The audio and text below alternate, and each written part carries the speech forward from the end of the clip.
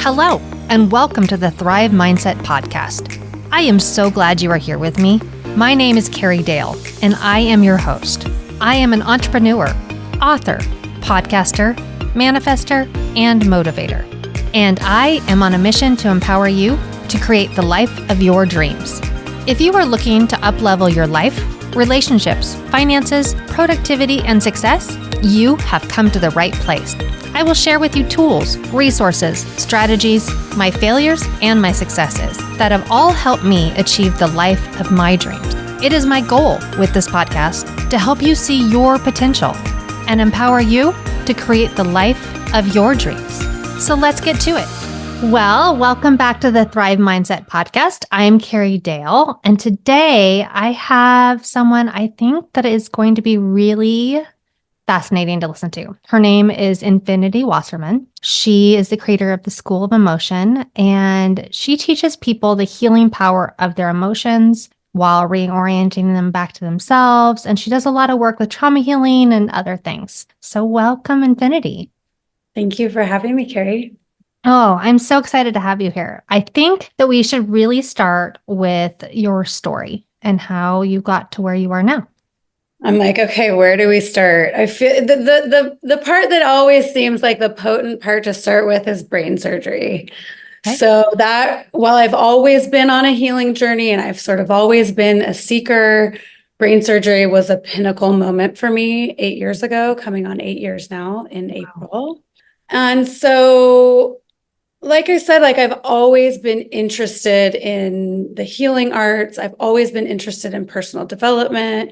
I've kind of just came into this world wanting to know more, wanting to work on myself, wanting some answers, always asking why, and always looking at things from kind of like an alternative perspective to the mainstream. Like the mainstream never, specifically to like medicine, I always was like, there's got to be something other than the pill.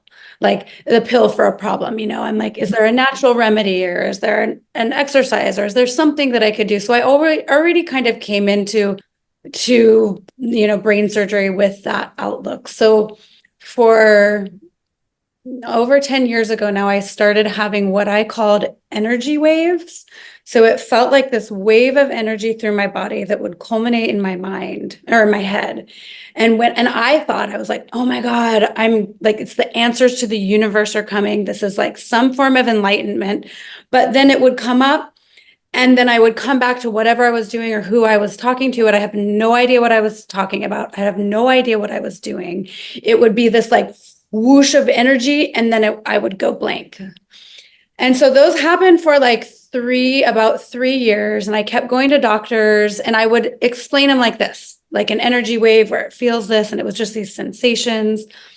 And so the doctors were like, oh, you're having hormonal problems. Let's try progesterone. Let's try this. Let's try that. Maybe you should go on an antidepressant. And I was like, no, there's something else. Because I was also getting really dark around that time, mentally, emotionally. I was running cosmetology school then. I'm a single mama. I had a lot of professional stuff going on, and my quality of life continued to deteriorate as these energy waves continue to become more frequent. So by the end of 3 years, I was having somewhere like 20 to 30 a day. And I went back to the same doctor's office, and I was like, it's got to be something else. And I got into a different doctor. My doctor wasn't there that day, and I saw a beautiful woman named Anna Lambertson. And she said, honey, you need an MRI and an EEG. I think these are seizures. And so the next couple of days, all of this transpired, got into a neurologist, and they found a brain bleed. 1 month later, I was up at OHSU in Portland having brain surgery. Wow. They had found a sporadic brain bleed, that a weak blood vessel that most likely I was born with would always bleed at some point. You wouldn't know you had it until you started having the seizures. And thankfully we caught it in time, because had it kept bleeding, I could have gone blind and then ultimately death after that. Oh my gosh. What a story, right? Whew. And what a blessing, what the universe, whatever you want to call it, coming into your life at the right time with the right doctor. Yeah. There was so many, and there still are. I think that's one of the things that became so important for me going through brain surgery was like, I did fully surrender. I was like, yes, I need this brain surgery. Well, there was moments of fear. I knew there was something inside me that knew like, this is the path. You like this, it was like, I don't know. There was just something that came over me that was like, okay, yep, just keep going. And so this synchronicities happened, you know, it was like this doctor, and then it was go here, and then it was do that. And then afterwards, because there was like a 6-month period, 3 months before, no, 1 month before, maybe 3, 4 months after, that I was in this heightened state of like bliss, awareness. Like I had like really wild psychic capabilities at that time. I was seeing energy, I was knowing things. And then after brain surgery, there came a moment where I just crashed, and I was what would be you could call it PTSD, you could call it lots of different things, but after you've had major trauma, whether it's mental, emotional, physical, there can be PTSD. And to me, what that means is that's excess energy stuck and stored in my body that I couldn't move in the moment. And so I got really dark. I did not want to be alive anymore. I did not feel safe in my body. And that is really what spurred kind of what I am here now teaching was my own healing crisis. Okay, so you went dark, and probably nobody was there to help you in the way you needed. What did you do? Because unfortunately, I think that's a lot of people. I really do.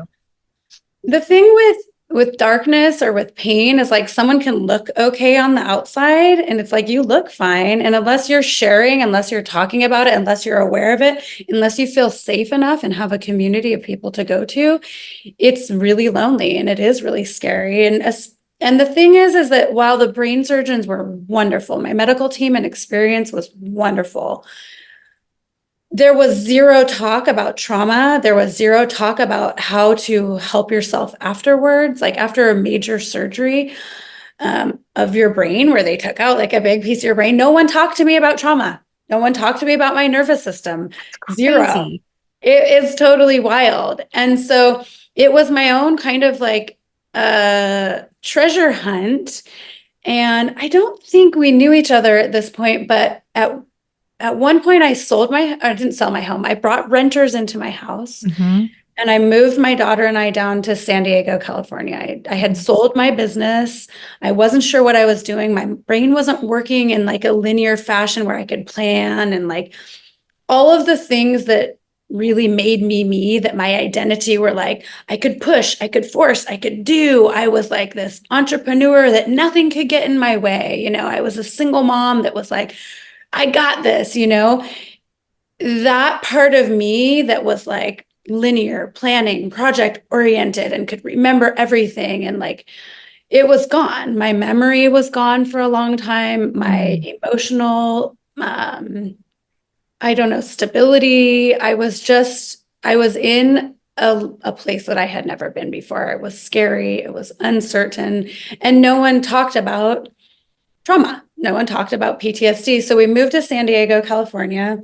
I knew a couple people there, but I was at a networking party. I wasn't sure what I was going to do. I thought I was going to, you know, continue in coaching in some way.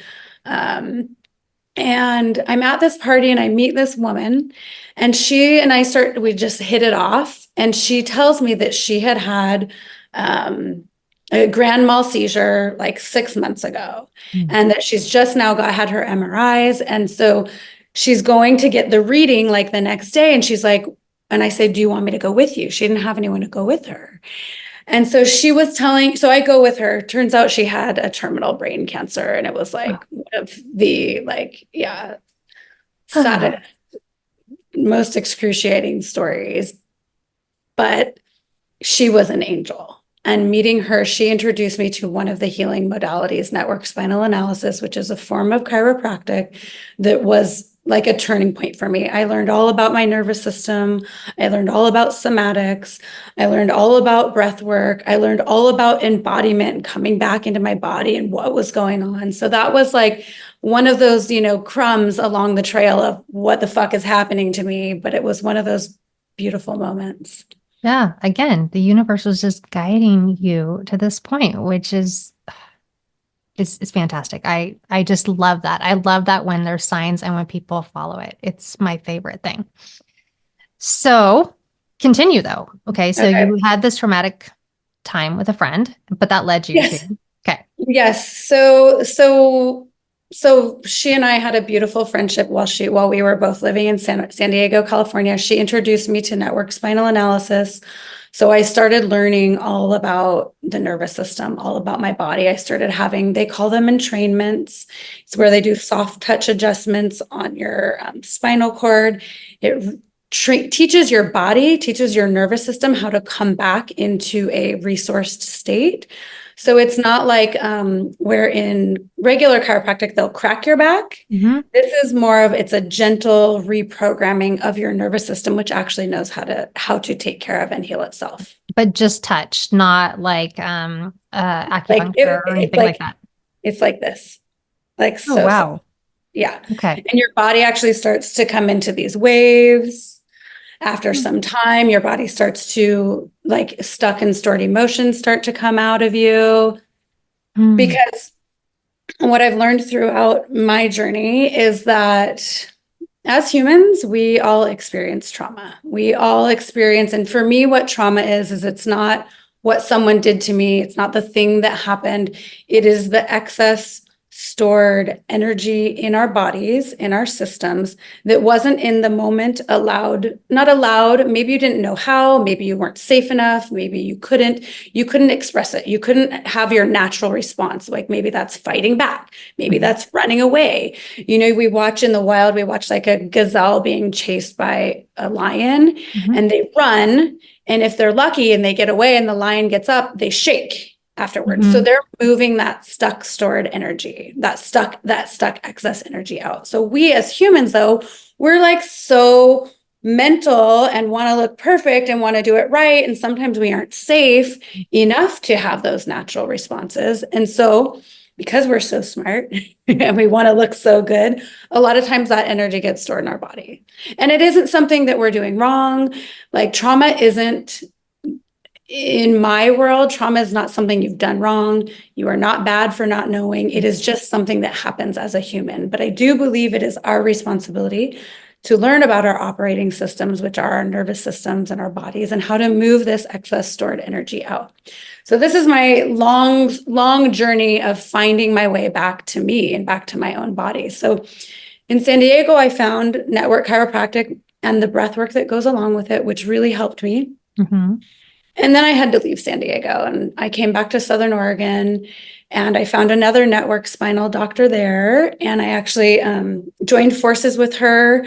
I became the president of her nonprofit. So she wanted, because many people can't afford care. Even if you find the thing that you need, a lot of this care that we need to heal isn't covered by insurance. Mm-hmm. And so finding a way out of pocket to pay for alternative healing modalities is not always easy and is not always accessible for people. So she's building a beautiful model where one person pays, one person gets a scholarship, and the scholarship person would then work in the clinic doing some sort of thing. Maybe they did paperwork or maybe they did yard care. They contributed somehow.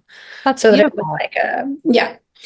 So it was a beautiful experience and I got to continue receiving the network care for myself. And then COVID happened and I couldn't receive care. And I went way back down because part of, I think for all of us as humans is we're interdependent. We need community. We need each other.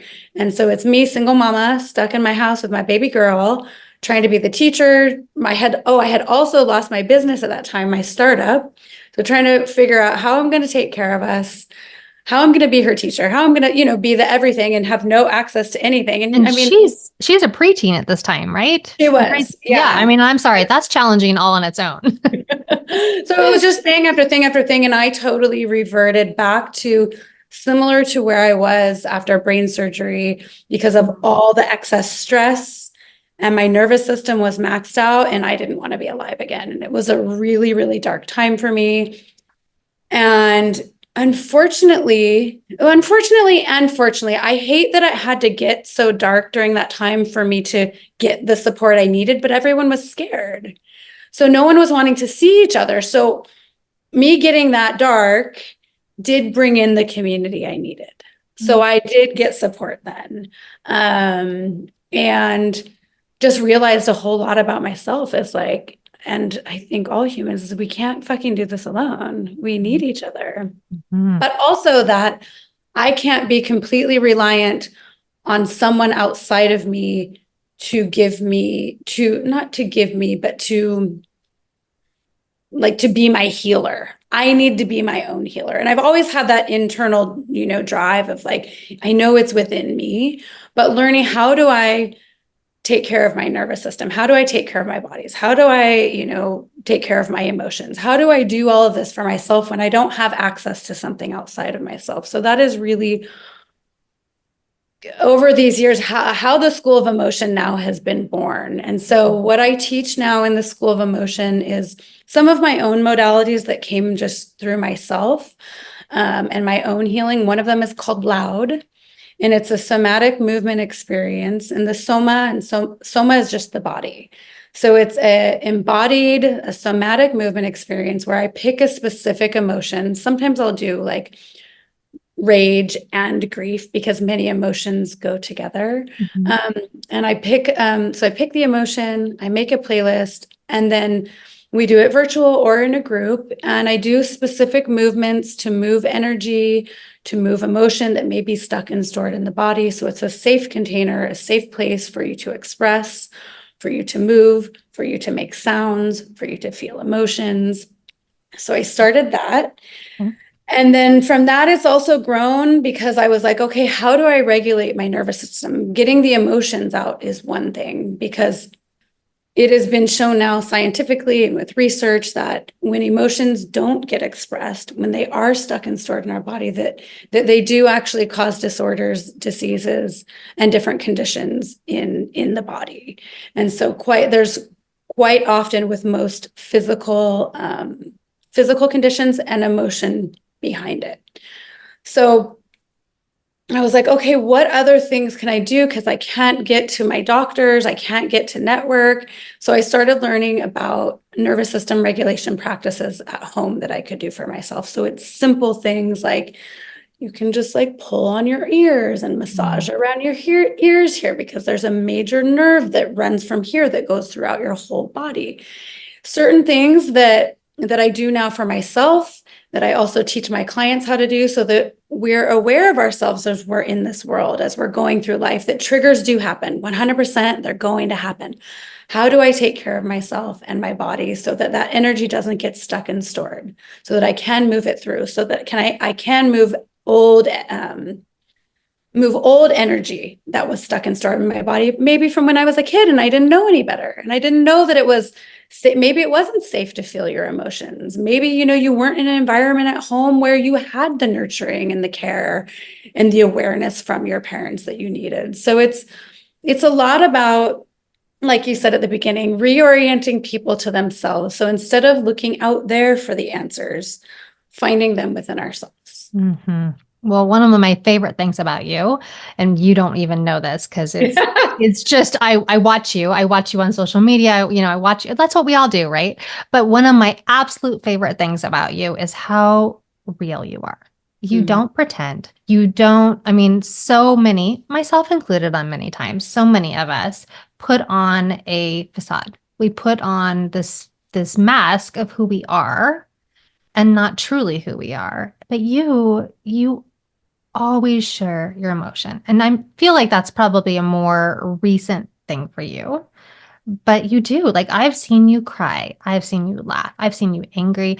I've seen all kinds of emotions come out of you. And it's beautiful. It's Thank beautiful. you. And I'm sure that some people are like, what the heck? But why don't we do that? Why? Yeah. Yeah, well, you're right. I didn't always do it. I was very, like I said before brain surgery, like calculated and controlled, and I wanted to have the facade. I wanted to have I wanted to be the happy person. I wanted to have the perfect life. I wanted to have this perfect family with the mom and the dad and the kid. And then I'm a single mom. I wanted to have all these things. And then life didn't turn out that way for me. And so because of, I think, also my childhood, my parents did the best they could. People do not know what we know now. We are at a totally different level of awareness. There is so much more information 100%. out there about parenting. So this is no shade to my parents, but they were doing the best they could. There was a lot of yelling in my house. And there was one point that I remember, like a particular moment, that I was in an argument with my mother and I made anger bad. And I was like, that emotion is bad. That emotion is wrong. I refuse to feel it. It is weak. And so in that moment, I just was like, nope. And so from then on, so some decades, I never let anger happen because it was unsafe. It would hurt people. It was weak. It was all these things I had made up in myself. And so what ended up happening is my body shut down, like around my heart. My shoulders came forward. I was like in this protective mode. It was pain all the time back there. My ribs would come out, like all sorts of stuff, just like completely shut down around my heart. And then it was in Network Spinal, actually, when I was in San Diego, that he did some particular touches on my back. And it was like it released this anger. It was, the way I describe it, is this black dragon came out of me that was stuck in my body. And it was this guttural roar. And and then tears came and I was just like, wow. And I had this awareness in this moment, like I hadn't let myself feel this emotion. And so it was actually before I like formally started teaching this, it was during, God, I don't even remember where it was, but I taught a class on anger and how to release anger in a way where it's not going to hurt people, where you can still move the energy through your body, because that's a lot of energy in there. Anger and rage, they can create boundaries. They can there is purpose to them. And so I teach a class, I taught a class, some years ago before I started the formal teachings that I do now about how to do it. Where can you get angry? Because like you scream and yell out on the street, someone's gonna think you're crazy, someone's gonna think you're hurt, someone's gonna think you're hurting someone. So finding safe spaces and safe places. So the car is one of my favorite places. If you're a mom and your kid just like pops off and you're like, oh my God, it actually happened today. It happened yesterday with my daughter. I was like, I am going to yell at her. I'm going to yell at her right now. Okay. And so what I did was I'm like, babe, I'm going to pull the car over. I need a minute to cool off. So I pull into this like random parking lot. I go on a walk myself. A couple tears came out, and then I came back to the car and I was able to speak to her from a non-reactive position. So the emotions are not something I've always been comfortable with. And there has been some major healing for me in publicly showing them. Like part of my internal journey is like making emotions cool again. There's just something about me when I get all heady about, oh, and then you got to go this. It's like, it's only emotions. Like even just you showing them gives freedom to other people. And so I get this little voice in my head that's like, I'm in something and it's like, you have to record this. And I'm like, no, I don't want to record it. And it's like, no, you have to record it. So I do it. And then I'm like, all right, I don't know why, but here I am. If you don't feel cringy, it's not good. Totally. I can only imagine though, your daughter, like the roll of the eyes when you're like, I'm pulling over. She's like, oh God, what are we doing she's a now? teen now? Yeah, exactly. That's why I can only imagine. I mean, but at the same time, it has to be, I mean, we're going to both look back, I'm sure, at our children, mine are older than yours, but still, and go, wow, we really messed that up. But still, the leaps and bounds and jumps we've made since our parents and the way we handle things. It's amazing. I can only imagine the things your daughter is going to do. Thank you. Yeah. She teaches, like, she's just as much my teacher as I am her teacher. And she has I have been on this path for a long time. So she's had I'm her mom. So sometimes I'll say something to her and she's like, Mom, you got to let me feel this emotion. So she's just giving my medicine back to me. And I'm like, oh yeah, you're right. Okay. move along. I love that.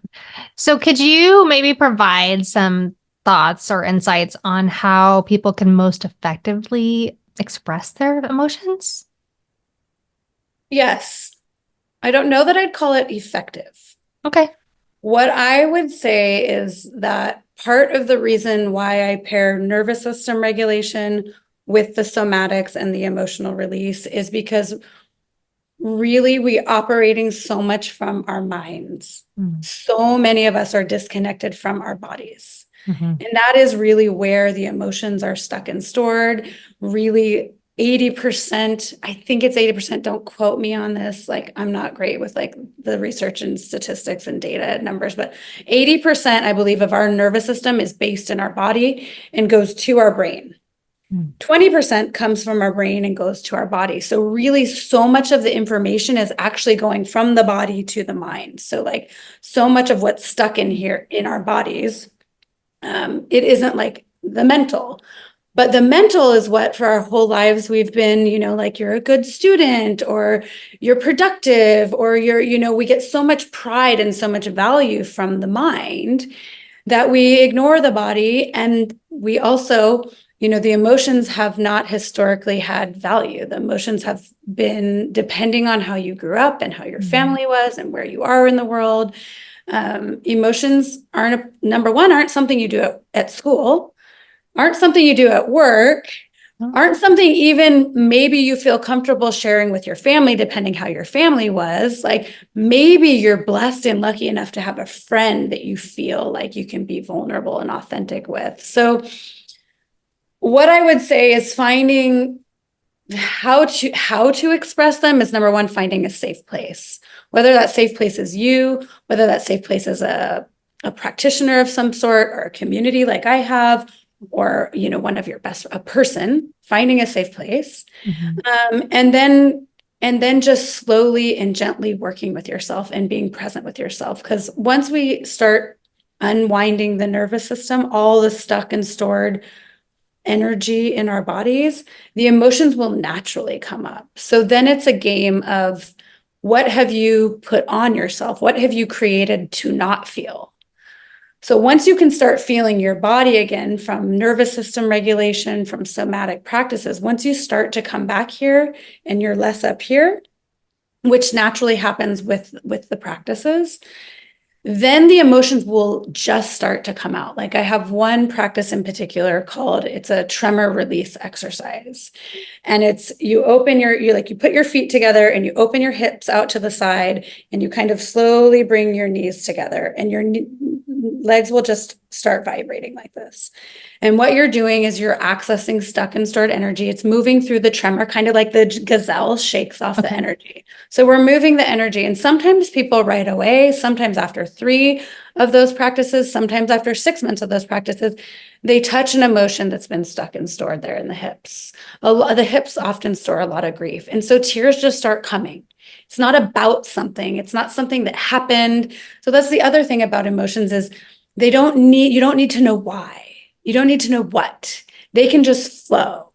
And the more that you become intimate with them, the more that you become okay with them, the more that you build a relationship with them, the more that they'll just come and go.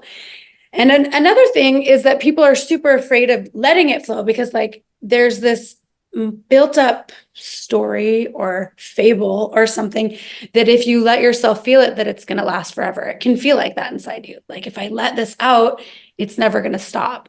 But an uninhibited emotion, if we actually get ourselves out of the way, whether it's, a mental block or something stopping us from expressing it, they really typically don't last for more than 1:30, max 2 minutes. Like if you actually let yourself just fully, cry or just rage it out, it really isn't going to last forever. So little things like that, but it's not a like all of a sudden one day you're just gonna be like, oh my God, I can do my emotions on Facebook like Infinity does.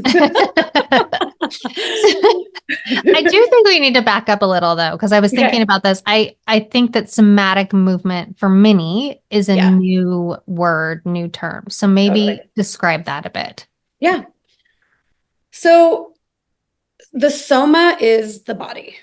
So this is the soma. So to me, what somatic movement means. So like in my loud class, which I call somatic movement experience, what is going to happen is I explain in there basically what a cathartic experience is. So, what a cathartic emotional experience is, it's like, okay, Carrie, go back to that time when you were 10 years old and this big situation happened, and you mentally take yourself back to a painful experience and you bring it up in your mind. And then typically the emotion is there, and then you have a big release. Sometimes a big cathartic release like that can be more traumatizing for the body.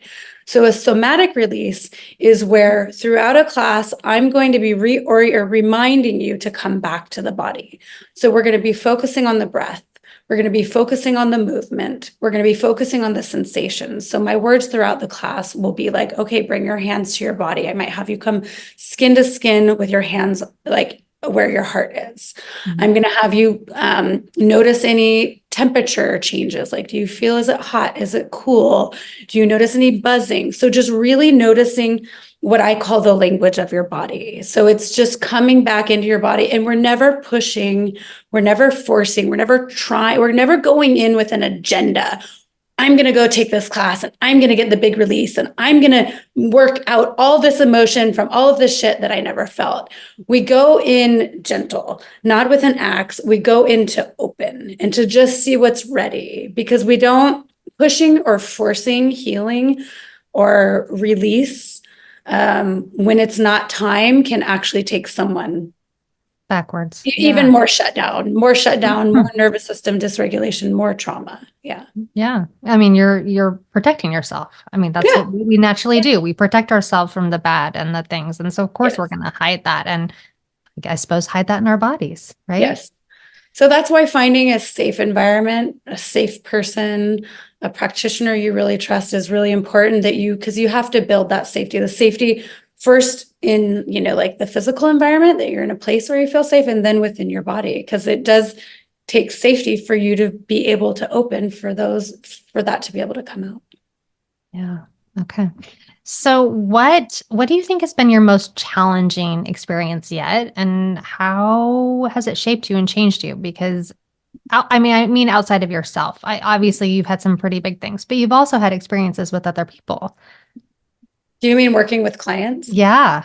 Yeah. I mean, I'm sure that some of it has changed you and changed your approach on things. Yeah. So currently right now, because I've moved to Mexico and I'm really in this like exploration phase with my business, and like, what do I love and where do I really want to focus? And do I love in person or do I love virtual? And so currently I'm working with people in person, and I don't know if you know, but Puerto Vallarta is like a place, it's a very healing, rich place. Like a lot of people come here, particularly for healing modalities of some sort, alternative to what you can get in the United States. And so there's a lot of people who come here who have had chronic illnesses for years and years and years. And nothing has worked in the allopathic and the Western model. And so they're here at these alternative clinics or retreats or different places. And so through one of the classes that I taught here in person, I have met several new clients that are coming to me now with a multitude of different disorders, conditions, autoimmune, all sorts of different stuff. And so this is a really challenging moment for me because I've never done this before. Yeah. And I tell them, I'm like, I have never, like, this is new for me. My typical client up until the moment when I moved here, my typical client was someone similar to me.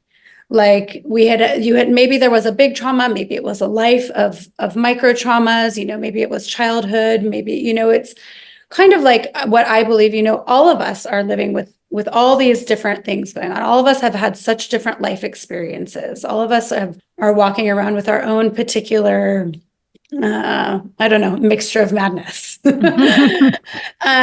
this was like, I'm now dealing with a new population that has more acute things going on. So it's really challenging me I don't know if it's really up my game, but it's really believe in my game, and really, because one of my beliefs is that like we fully have the capacity to heal ourselves. Mm-hmm.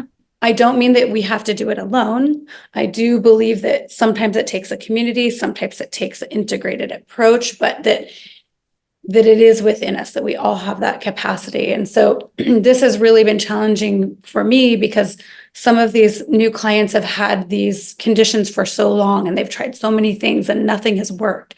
So for me, it's really staying tried and true with that part of reorienting people back to themselves, learning about the nervous system, learning about the power of their emotions, and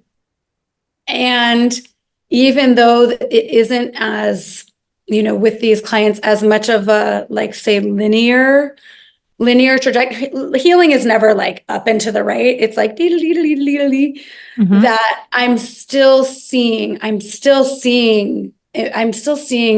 I'm still seeing transformation. So just really staying tried and true to my work, to what I believe, to what my soul taught me in this lifetime, and all of now, my personal experience and all of the research and education that I've had, just staying the course with what I know and what I've learned, even though I'm in a whole new, I guess, a whole new place that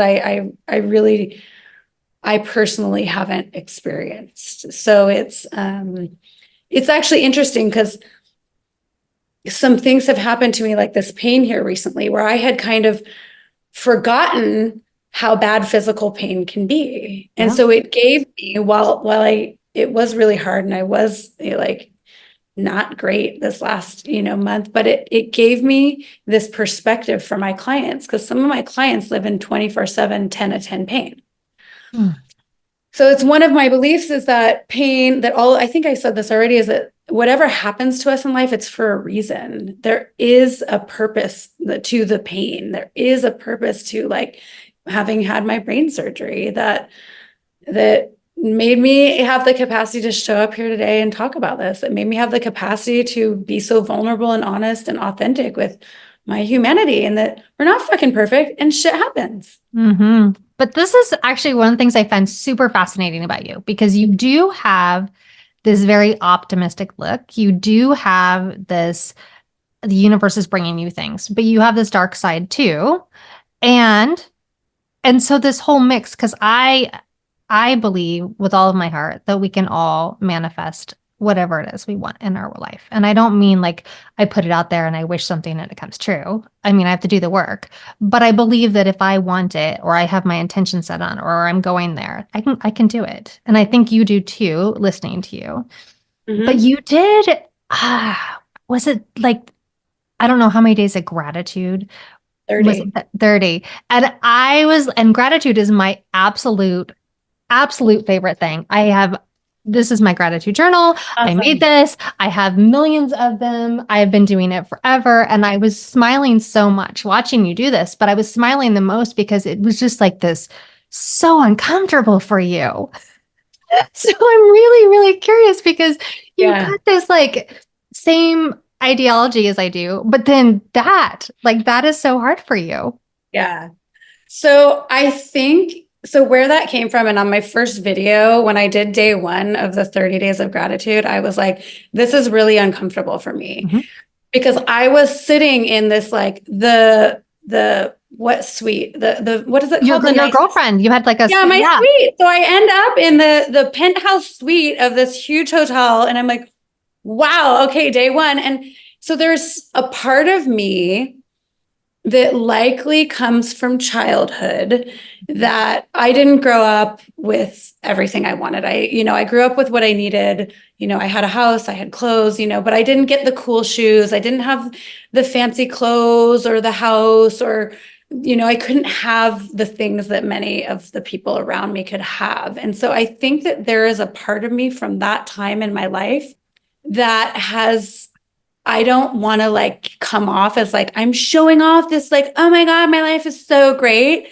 So there was this piece of that it's much easier for me to share the darkness than it is the light. And And because I see so many people, social media, just with this, like, my life is perfect, only showing the highlight reel, that I'm like, no, fuck that. I Yeah. want to, like, I think I think I'm here as a part of the balance, Yeah. and But while don't I, you think, oh, I'm no, sorry, no, go no, ahead. go ahead. No, no, I was no, gonna say, but don't you think that gratitude ties into like your emotional well-being, right? At least I do. I feel like that's kind of part of that healing process for people.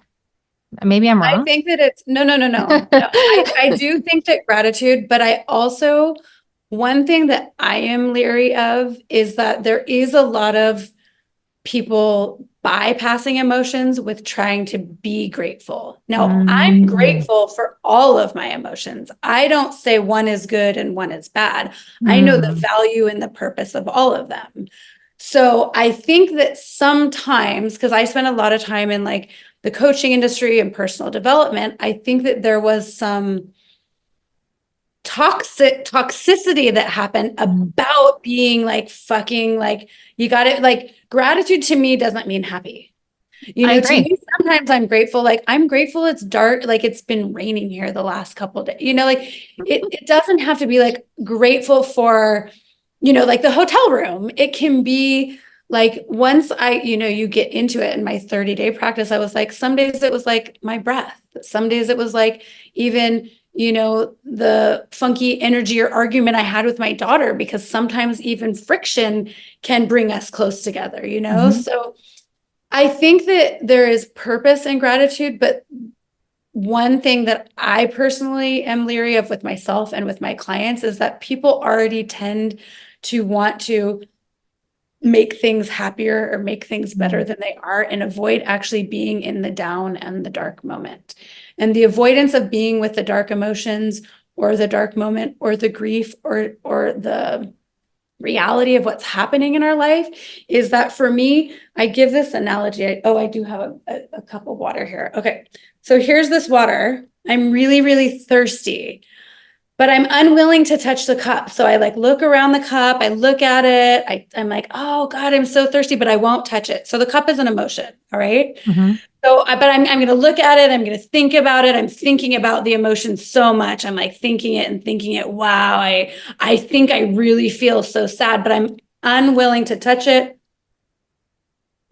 and to drink it. So, like, you can think your emotions, but you're not actually feeling them. Thinking them's like a mental. And some people like think, oh, I'm so this, I'm so this, I'm so this, but they're actually just dancing around the actual thing. So I think gratitude is super powerful, super purposeful, and can move people when they are like stuck in a dark place for a long time. It is Mhm. actually one of the things that I do with my people who've had chronic pain for a long time, because it can get really dark. I And so, bet. okay, but what are you grateful for?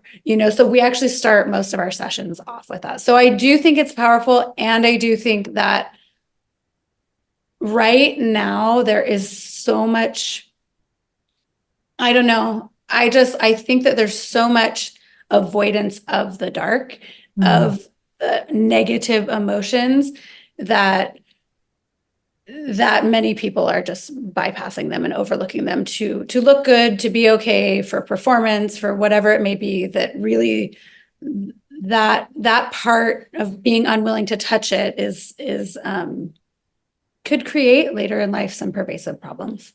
Yeah. Yeah. I can completely understand all of that. I'm like you in the sense that my gratitude can be things that maybe other people would be negative about, but I'm still grateful for them because they happen for a reason. Yeah. Yeah. But I just totally lost that thought. I hate that. Well, that was Um, actually something that happened to me a ton after brain surgery. oh, It happened so much. But then I was like, but then I realized, like, it was something that was like embarrassing. And it was something that was like, oh God. Because I used to like have my mental acuity, and now mhm. it's like, no, we're fucking human. We Yeah. aren't perfect. Yeah. And No, that's part of what I want to show too, is like, that's why I'm like, don't edit anything on here. okay. I'll I'm leave like, that in there, even my mess up. But for me, I think it's because I have all the, you're talking and these little things come up and I want to grab onto that, but I want to keep hearing you talk. And yeah, then I go yeah, on to the next thing. So yeah. yeah. All right. But I think I think the next thing I want to ask is really for listeners out there on their own journey, right? On their own journey to their emotional well-being and dealing with their emotions. Do you have any advice that you would give them when they're really struggling with, adversity and how they can thrive in that? Yes. Mhm.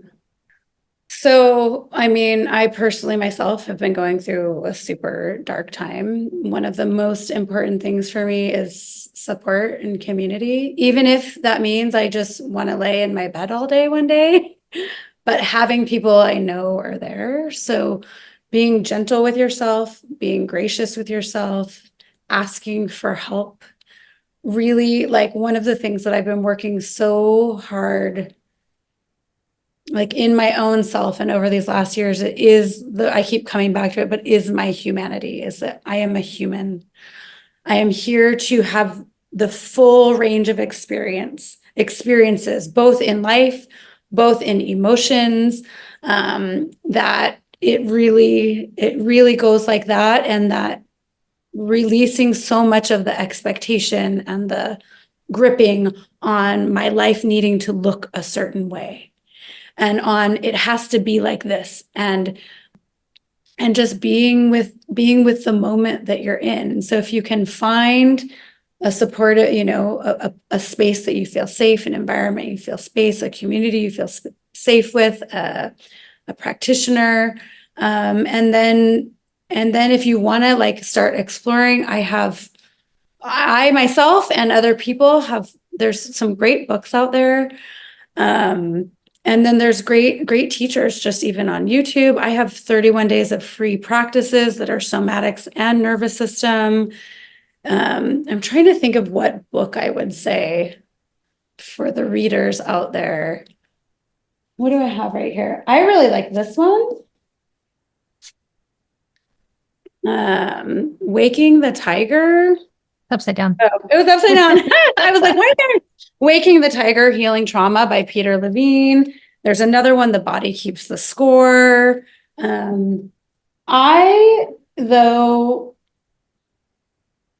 I am tending and I tend more and more and more to come to myself and less go externally to books and research, especially when I'm deep in something. Having support from someone, yes, to help guide me through the portal that I'm in, has always been my way of operating. And one of the things that I teach is how to hold yourself through anything. It's a practice that I call hands-on body. It's a somatic practice. I'm actually going to be doing a free class in it. I don't know, in the next couple of weeks. I don't have the date exactly yet, but how to actually be with yourself when you are in those dark moments, how not to become victimized by things that happen in life, how to actually, because really one thing is always going to be consistent is like you are going to be there, like you are you.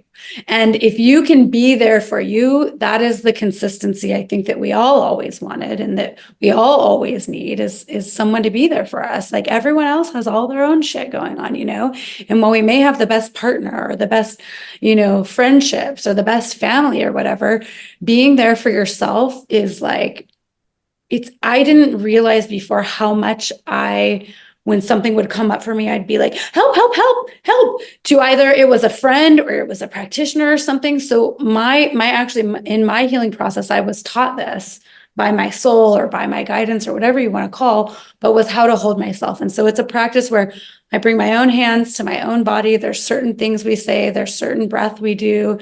There's certain things we do that integrate all the different parts of ourselves. So when you are low and you are down or you are sad or you are grieving, or there is a part of like us that we didn't get something we needed when we were a child, it's learning to give that to yourself in this moment. So I don't know if I answered your question, but I said a lot of things. You did. I love it. And you are doing amazing, amazing things and helping people, I'm sure, in a multitude of people.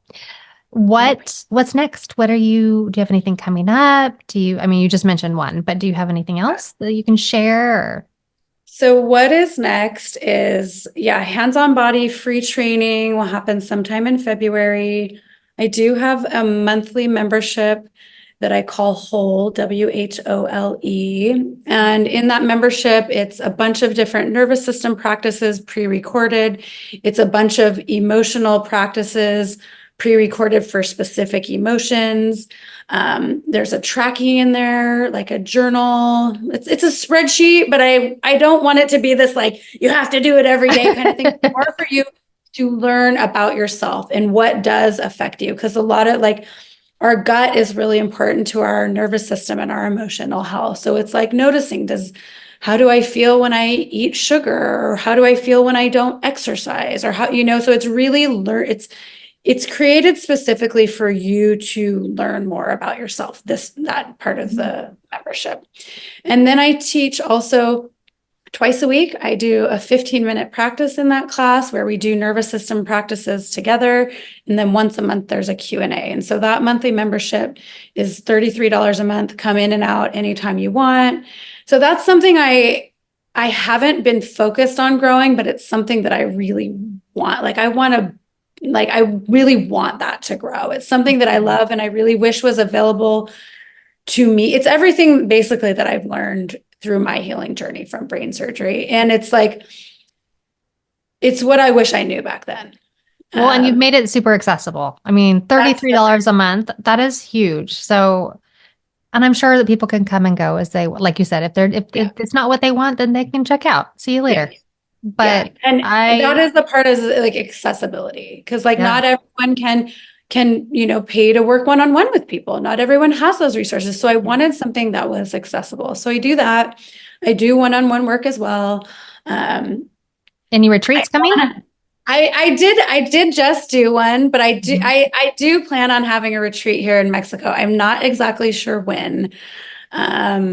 But yes, I would like to do that. And I am working with other people. So got a couple podcast things going on with people. And then I have my YouTube and I'm starting next week, The Voices of Pain, which will be me sharing sort of my beliefs about pain, my experiences of life through pain, whether it was mental, emotional, physical.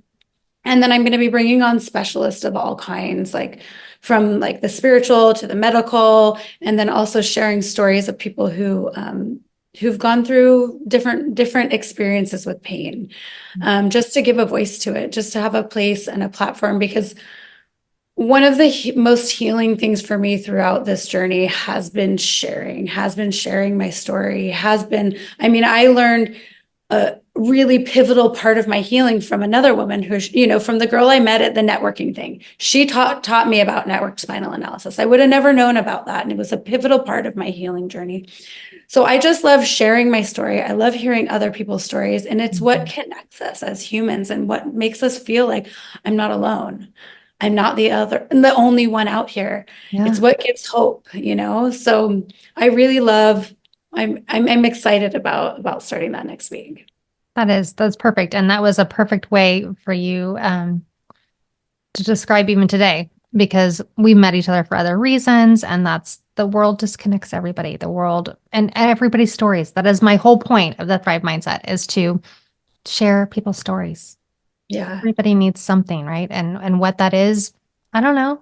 But if it's something that's powerful to me, I feel like it's probably powerful to somebody else. So. And we never know, what's going to touch someone else. And I know that we can get so like when I'm in whatever, if I'm deep in my own shit, it's like I can almost not see out there, and I can make myself think or believe that what I say doesn't matter, or showing up, for those 30 days of gratitude didn't matter. But guess what? It touched you. I have another friend right now who just 2 days ago started her own 30 days of gratitude. She's like, you inspired me. So we really don't know what or who or why, but just when we feel like just to keep showing up, just to keep doing it. And like, even when we don't fucking want to. Yeah. Well, thank you. Thank you for being here today. I so appreciate that. I appreciate you. I'll share all of your links and everything for people so they can find you. Awesome. Thank you for having me, Carrie. I look forward to collaborating more in the future. Maybe even I come on in the future and share some practices or something. Yeah. I would be super happy to do any of that. Yeah, I'd love that. Love that. Okay. Awesome. Well, thank you. Guys. Wasn't she flippin' amazing? She's so inspiring and so, I want to say magical, but it's not magic. It's just she knows her body. She knows how to help you know your body. She knows how to help you work through those things. So if Infinity said anything that was calling to you, I encourage you to reach out to her. I encourage you to get to know her, to join her group. I mean, $33, go once. If it's not for you, it's not for you. But if it is, I would bet every penny is worth it. So outside of that, I hope that you guys enjoyed today's episode. And if you did, please share it. Tell your friends about it. I want to get this out there. And I want everyone who needs to hear this to hear it. So thank you so much. And above all else, remember that I believe in you and you can manifest the life of your dreams.